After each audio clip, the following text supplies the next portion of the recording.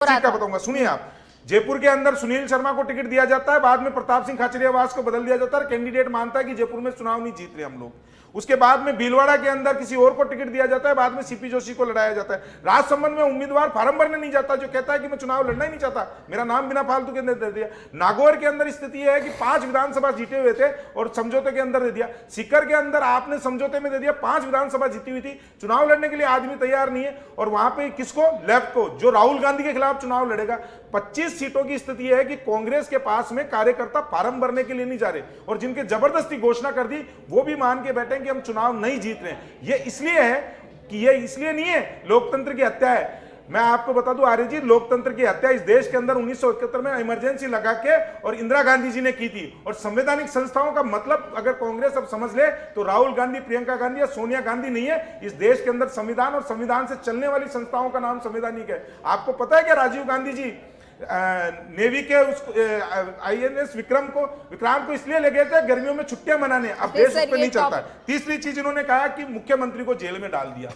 अरे भैया, आपके अजय माखन जी ये कहते थे कि अरविंद केजरीवाल भ्रष्टाचारी आदमी है। आपके पंजाब के सांसद ने ये कहा कि दिल्ली में जो शराब घोटाला हुआ है वो एक तरीके से ब्लेंडर है, और पंजाब के अंदर भी आप जांच करवाइए, वो का वही घोटाला पंजाब में निकले। ये 2 तरीके की भाषा जो है वो परिवारवाद और भ्रष्टाचार को बचाने के लिए सिर्फ कांग्रेस कर सकती है। तीसरी बात इन्होंने कहा कि इलेक्ट्रोनिक्स बॉन्ड के ऊपर मैं तो पूछ लेता हूं, 2014 से पहले किस तरीके से चंदा आता था, कौन सी बैलेंस शीट के अंदर मेंशन होता था, बता दे। चुनौती के साथ में कांग्रेस 50 साल से अगर किसी बैलेंस शीट के अंदर चुनावी चंदे को अगर रिकॉर्ड किया हो, लेकिन 2014 के बाद में पार्टियों के काला धन आ रहा था। आज की डेट में इलेक्ट्रॉनिक बॉन्ड के माध्यम से बैलेंस शीट के अंदर बताना पड़ता है कि चाहे वो बीजेपी हो, चाहे कांग्रेस हो, कहीं अन्य पार्टी हो, उसको बताना पड़ता है कि किस जगह से कितना बॉन्ड आपने खरीदे।